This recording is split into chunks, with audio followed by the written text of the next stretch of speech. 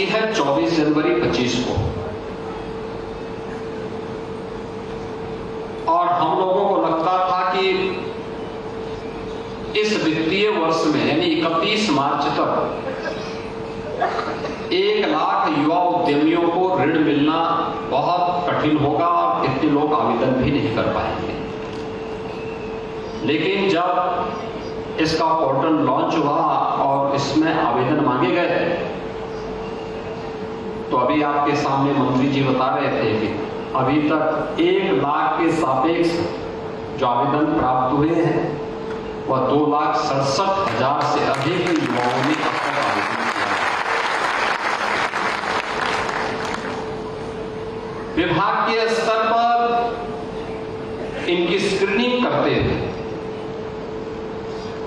1 लाख से अधिक आवेदन बैंकों को भेजे जा चुके हैं और बैंकों ने भी अब तक 25,000 से अधिक सैंक्शन करते हुए इनकी स्क्रीनिंग करते हुए 1 लाख से अधिक आवेदन बैंकों को भेजे जा चुके हैं और बैंकों ने भी अब तक 25,000 से अधिक सैंक्शन करते हुए ऋण वितरण के एक बड़े कार्यक्रम को आगे बढ़ाया है। और ऐसे ही समारोह में मुझे गोरखपुर और बस्ती कमिश्नरी के कार्यक्रम को करने, अभी परसों में आगरा में था। आगरा में भी इस प्रकार के समारोह के साथ मुझे जुड़ने का अवसर प्राप्त हुआ और मेरठ का मेरा दौरा बहुत दिनों से पेंडिंग पड़ा हुआ था, तो मैं देखने के लिए आया था कि अरुण गोविल जी यहाँ पे अपने कार्यक्रम को आगे बढ़ा रहे हैं कि नहीं बढ़ा रहे हैं। तो मैं इसलिए आज आपके बीच आया हूँ, इसलिए बहाने आपके साथ इस संवाद का कार्यक्रम हमारा चल रहा है। और मुझे प्रसन्नता है कि आज यहाँ पे 1070 लाभार्थियों को इस ऋण वितरण के कार्यक्रम के साथ हम जोड़ रहे हैं। ये स्कीम हम लोगों ने निकाली है कि बहुत सारे युवा हैं जो अपना नौकरी से दूर, किसी सरकारी नौकरी से दूर रह करके स्वयं का अपना कारोबार प्रारंभ करना चाहते हैं, लेकिन उस पर भी वह अपने माँ बाप पर आश्रित होकर के नहीं बल्कि अपनी मेहनत पे विश्वास करना चाहते हैं। और अपनी मेहनत पर विश्वास करने वाले ऐसे युवाओं को प्रोत्साहित करने के लिए जो अपने पैरों पर खड़ा होना चाहते हैं, अपने माँ बाप का संबल बनना चाहते हैं, उन युवाओं के लिए हम लोगों ने व्यवस्था दी है कि पहले चरण में 5 लाख रुपए तक ब्याज मुक्त ऋण हम उन्हें उपलब्ध कराएंगे। यानी जो भी आपके द्वारा ऋण लिया जाएगा उसमें जो भी इंटरेस्ट होगा उस ऋण पर आने वाले ब्याज की पूरी राशि सरकार उसका भुगतान करेगी। 10% मार्जिन मनी आपको जमा करना पड़ेगा, सरकार भी आपको मार्जिन मनी उपलब्ध करवा देगी। अनुसूचित जाति, जनजाति, महिलाओं के लिए इसमें विशेष प्रावधान हम लोगों ने दिया हुआ है और इसलिए इस स्कीम का लाभ अधिक से अधिक मात्रा में लेना है। मुझे अच्छा लगा कि अभी जब मैं यहाँ पे आ रहा था तो यहाँ पर आने के पहले मैंने देखा है कि कैसे सीएम युवा उद्यमी स्कीम के अंतर्गत प्रदेश के युवाओं ने जो अब तक ऋण लेकर के अपना कारोबार प्रारंभ किया है, देखिए इतने ही कम समय में उन्होंने अपना कारोबार प्रारंभ किया है। वो सक्सेस स्टोरीज की जो कह सकते हैं वह बाहर प्रदर्शनी के माध्यम से भी आपको देखने को मिलेगा। इसमें मेरठ के भी हैं, गौतम बुद्ध नगर जनपद के भी हैं, सहारनपुर के भी हैं, शामली के भी हैं और उन लोगों ने ये साबित किया कि युवा के लिए चुनौती नहीं होती। अगर सरकार उसके साथ खड़ी हो जाए तो हर चुनौती का सामना करते हुए वो अपना मार्ग प्रशस्त कर सकता है। उत्तर प्रदेश के युवाओं ने इस कार्य में अपने आप को आगे बढ़ाने का काम किया है। बहनों और भाइयों, ये नए भारत का नया उत्तर प्रदेश है। आज मेरठ और सहारनपुर कमिश्नरी की इस स्कीम को मुझे आगे बढ़ाते हुए प्रसन्नता की अनुभूति हो रही है। होली के ठीक पूर्व 1000 2070 नए युवा उद्यमी हम लोग आज इस क्षेत्र को दे रहे हैं। युवा उद्यमी का मतलब युवा ऊर्जा से भरपूर, उसने ट्रेनिंग ली होगी, उसने मार्केट को टटोला होगा, उसने डिमांड और सप्लाई के नियमों को देखा होगा और फिर उसके बीच से अपना रास्ता निकालने के लिए उसने अपने आप को बिजनेस की इस लाइन के साथ जोड़ने का काम किया है। यह उत्तर प्रदेश के विकास में भी योगदान देगा। प्रधानमंत्री मोदी जी की मेक इन इंडिया के अभियान को भी आगे बढ़ाएगा। उत्तर प्रदेश को $1 ट्रिलियन की इकोनॉमी बनाने की दिशा में किए जाने वाले प्रयास का भी एक महत्वपूर्ण संबल होगा।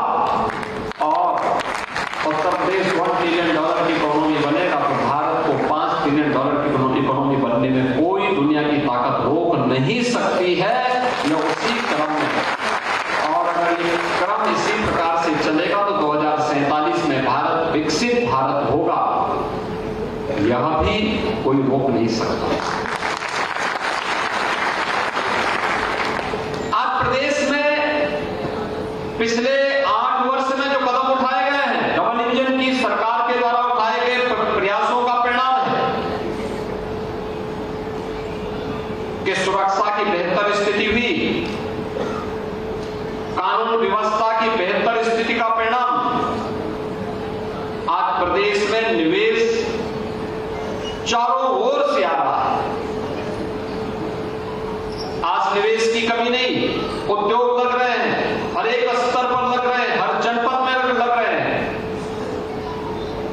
15 लाख करोड़ रुपए से अधिक के निवेश के प्रस्तावों को अब तक हम जमीनी धरातल पर उतार करके बहुत सारे उद्योग ने प्रोडक्शन प्रारंभ किया है और 60 लाख से अधिक युवाओं को अब तक हम इन उद्योगों में सीधे नौकरी दे चुके हैं। 7.5 लाख युवाओं को हमने सरकारी नौकरी इस दौरान दी। एमएसएमई सेक्टर को, जिसका भारत का सबसे बड़ा आधार उत्तर प्रदेश के पास है, उसको पुनर्जीवित किया गया। आज हम लगभग 2.25 लाख करोड़ रुपए के यूपी के प्रोडक्ट को एक्सपोर्ट कर रहे हैं। आज हम 96 लाख एमएसएमई यूनिट के साथ देश के अंदर नंबर 1 पर है। 96 लाख एमएसएमई यूनिट का मतलब अगर एक यूनिट में 2 लोग 4 लोग भी काम करते होंगे तो भी 3 से 4 करोड़ लोगों को केवल एमएसएमई यूनिट यूपी के अंदर रोजगार दे रहा है। और इसी का परिणाम है कि आज उत्तर प्रदेश के अंदर बेरोजगारी की दर कम हुई, आत्मनिर्भरता की स्थिति बढ़ी। पिछले 8 वर्ष में 6 करोड़ लोगों को गरीबी रेखा से ऊपर उठाने में मदद मिली और अब तो सरकार ने तय किया है कि जीरो पॉवर्टी के लक्ष्य को हम प्राप्त करेंगे। गरीबी रेखा से सभी लोगों को भागने के लिए सरकार एक बड़े कार्यक्रम की घोषणा इस बार के बजट में हम लोगों ने की है और उसी क्रम में आज मैं आपके पास यहां पर आया हूं।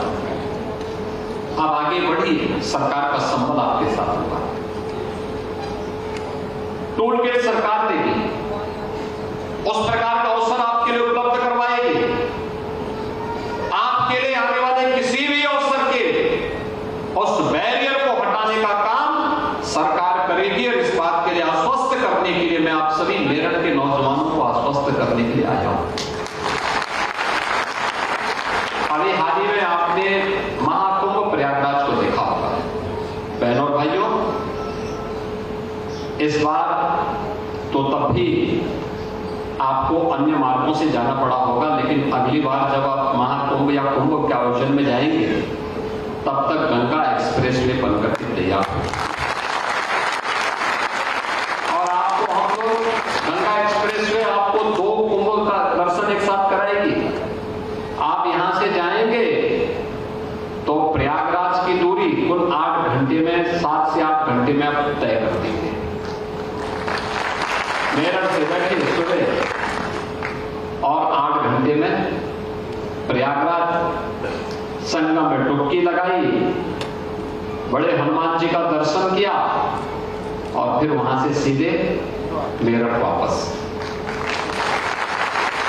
यानी सुबह गए, शाम देर शाम तक वापस। और हरिद्वार जाना हो तो गंगा एक्सप्रेस वे को हम हरिद्वार तक लेके चले। हरिद्वार को लगता है तो गंगा एक्सप्रेस वे 2 कुंभ नगरियों को जोड़ने का भी एक माध्यम बनने जा रही है। कोई सोचता था देश का पहला 12 लेन का एक्सप्रेस वे दिल्ली मेरठ के बीच में, राजेंद्र जी बड़ा प्रयास कर रहे थे और आज साकार हो गया है। रैपिड रेल, देश की पहली रैपिड रेल दिल्ली मेरठ के बीच। यानी अब तो मैं देखता हूं कि मेरठ के लोग जो पहले दिल्ली रहते थे, अब वह मेरठ से ही अप डाउन कर रहे हैं दिल्ली का। और बहुत सारे लोग, दिल्ली के लोग अब मेरठ में रहने के लिए मजबूर हो रहे हैं कि चलिए मेरठ में रहेंगे तो कुछ अच्छा होगा, क्योंकि अब तो आपके यहां सुरक्षा का कोई संकट भी नहीं, कानून व्यवस्था का भी कोई संकट नहीं, हर बेटी सुरक्षित है, हर व्यापारी सुरक्षित है, हर नौजवान सुरक्षित है। और इसलिए इस बेहतरीन माहौल में सरकार आज आपके साथ खड़ी है। आज मुझे प्रातःकालीन सत्र में यहां पर मेजर ध्यानचंद स्पोर्ट्स यूनिवर्सिटी का जो निर्माण कार्य चल रहा है उसका निरीक्षण करने का अवसर प्राप्त हुआ। बहनों और भाइयों, हमारा प्रयास है कि हम अक्टूबर-नवंबर 2025 में स्पोर्ट्स यूनिवर्सिटी को कंप्लीट करके इसको राष्ट्र को समर्पित करें। युद्ध स्तर पर कार्य चल रहा है। इंटरनेशनल नॉर्म्स से जुड़े हुए जो सभी मानकों को वहां पर लागू किया जा रहा है और विश्वविद्यालय आने वाले समय में यहां पर अच्छे ओलंपियंस देगा। कॉमनवेल्थ गेम्स और इंटरनेशनल जो भी वर्ल्ड चैंपियनशिप से जुड़ी हुई विभिन्न प्रतियोगिताओं में बेहतरीन स्थान बनाने के लिए आज अपने आप को तैयार करेगा। उसका एक महत्वपूर्ण केंद्र बनेगा। भी तब जब वन डिस्ट्रिक्ट वन प्रोडक्ट का एक महत्वपूर्ण केंद्र बिंदु आपका मेरठ बना हुआ है। स्पोर्ट्स आइटम से जुड़े हुए हर प्रकार के आइटम तो आज यहां पर आपको प्राप्त हो रहे हैं और इसलिए इस कार्यक्रम के साथ आपने देखा होगा कि आज तो हमने प्रदेश के अंदर जो खेल नीति अपनी बनाई है, इस खेल नीति के अंतर्गत हम लोगों ने जो प्राइवेट एकेडमी, स्पोर्ट्स एकेडमी है, उनको भी सहयोग करने की दिशा में प्रयास प्रारंभ किया है। और ओलंपिक हो, कॉमनवेल्थ हो, एशियाड हो, वर्ल्ड चैंपियनशिप हो, इसमें मेडल प्राप्त करने वाले हर खिलाड़ी को हम सरकारी नौकरी भी उपलब्ध करवाने का काम कर रहे हैं। आपने देखा होगा कि पारुल चौधरी ने जब कॉमनवेल्थ में मेडल जीता था, हमने उसको सीधे डिप्टी एसपी बनवाया। अंजू रानी, अनुरानी हो, प्रीति पाल, ये पैरालंपिक है, या प्रियंका गोस्वामी, ये सभी उन चैंपियनशिप में, उन प्रतियोगिताओं में इन्होंने मेडल जीते हैं। और अब मैं आपको आश्वस्त करने के लिए आया हूं कि स्पोर्ट्स यूनिवर्सिटी बनने दीजिए। स्पोर्ट्स यूनिवर्सिटी यहां के युवाओं के लिए एक नया अवसर होगा, एक नया अवसर होगा। और आज उसी की प्रोग्रेस देखने के लिए मैं स्वयं यहां पर आया हूं। आकर के मैंने इन कार्यों को देखा है और अभी हम इसके बाद बैठक करने जा रहे हैं। बैठक इस बात को लेकर करने जा रहे हैं कि प्रयागराज महाकुंभ में 66 करोड़ 30 लाख श्रद्धालु देश और दुनिया से आए।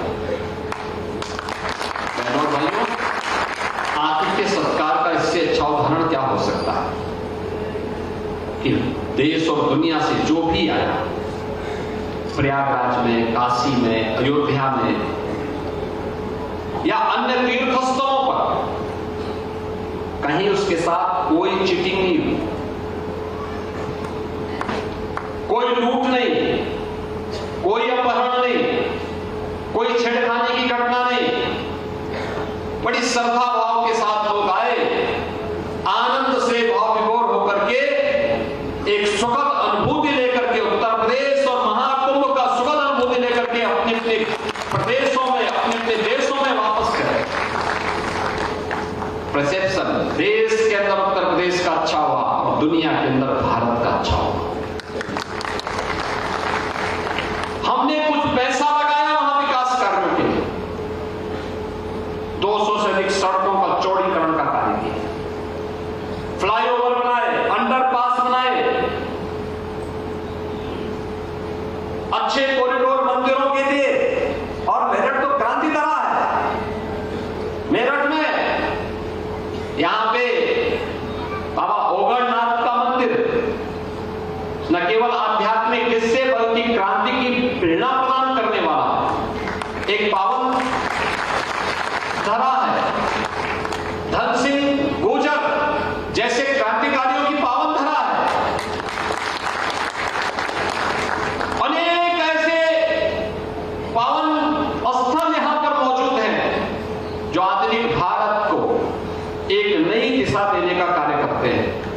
और इस पावन धरा को भी हम लोग क्या प्रयागराज की तर्ज पर आधुनिक शहर की, यहां की आवश्यकता के अनुरूप उस प्रकार का इंफ्रास्ट्रक्चर दे सकते हैं क्या? और इसके लिए आज मैं मेरठ में भी आया हूं। अभी सभी माननीय जनप्रतिनिधियों के साथ बैठक करने जा रहे हैं इसी बात को। बहनों और भाइयों, विकास के मुद्दे पर मेरठ या पश्चिमी उत्तर प्रदेश कहीं भी पिछड़ने नहीं पाएगा। और मेरठ को तो हमें अब एक नए, यानी यहाँ पे चौधरी चरण सिंह विश्वविद्यालय भी है, सरदार वल्लभ भाई पटेल कृषि और प्रौद्योगिकी विश्वविद्यालय भी है, मेजर ध्यानचंद स्पोर्ट्स यूनिवर्सिटी भी है और तमाम निजी क्षेत्र के अन्य विश्वविद्यालय और संस्थान यहां मौजूद हैं। मेरठ को एजुकेशन के एक नए हब के रूप में आगे बढ़ाने की आवश्यकता है। एनसीआर का इतना बड़ा केंद्र जिसकी बेहतरीन कनेक्टिविटी, वर्ल्ड क्लास की कनेक्टिविटी जिसके पास हो, मेट्रो के कार्य के लिए बहुत शीघ्र इस पर वह भी कार्य प्रारंभ होगा। पब्लिक ट्रांसपोर्ट की बेहतरीन सुविधाएं यहां पर देंगे, लेकिन हमें भी मानसिक रूप से उसके लिए तैयार होना है उस सुविधा के लिए। और उस सुविधा को सस्टेनेबल बनाने के लिए हमें भी अपने आप को उसके लिए तैयार करना पड़ेगा। और इस दृष्टि से आज हम लोग यहां पर आए हैं। मैं आज के इस अवसर पर जब युवा उद्यमी योजना को यहां पर लागू करते हुए 1070 से अधिक युवा उद्यमियों को विभिन्न बैंकों के द्वारा ऋण वितरण का कार्य हुआ है, मैं उन्हें आश्वस्त करता हूं वे ट्रेनिंग लें, वे देखें। कार्य को सीखने में कोई संकोच नहीं करना चाहिए। याद करना, जब भी हम अति आत्मविश्वास से कहीं कार्य करते हैं वहीं पे चूकते हैं, वहीं पे मात खा जाते हैं। हमें चूकना नहीं है, अचूक निशाना होना चाहिए। जब जिस क्षेत्र में कदम बढ़ाया तो सफलता हर एक सीढ़ी पे सफलता को प्राप्त करते हुए अपनी मंजिल को प्राप्त करना, इस दिशा में निरंतर प्रयास होना चाहिए। आप सभी उस दिशा में आगे बढ़ सकें, इस विश्वास के साथ होली के पूर्व मैं आप सबको इस सौगात को प्राप्त होने पर हृदय से बधाई देता हूं। आप इस दिशा में प्रयास करें, सरकार आपका संबल बनेगी। मूलधनी आपको चुकाना है, मार्जिन मनी में भी सरकार आपको सहयोग करेगी और साथ साथ सरकार आपको जितना भी आपकी पूंजी पर ब्याज आएगा उस पूरे ब्याज का चुकता सरकार करेगी। और सरकार किसी बात को आश्वस्त करने के लिए आपके बीच में यहाँ पर आई है। मुझे प्रसन्नता है, आपने रुचि दिखाई, इस कार्यक्रम को आप आगे लेकर के चले हैं। अवश्य ही यह आप सभी युवा उद्यमियों के लिए फलदायी स्कीम होगी, इस विश्वास के साथ आप सबके प्रति मेरी मंगल में शुभकामनाएं हैं। धन्यवाद। जय हिंद। तो मेरठ से मुख्यमंत्री योगी आदित्यनाथ को सुना आपने, जहां उन्होंने युवा उद्यमियों को बड़ी सौगात दी है और इस दौरान खेल विश्वविद्यालय में सीएम योगी ने जनसभा को संबोधित किया।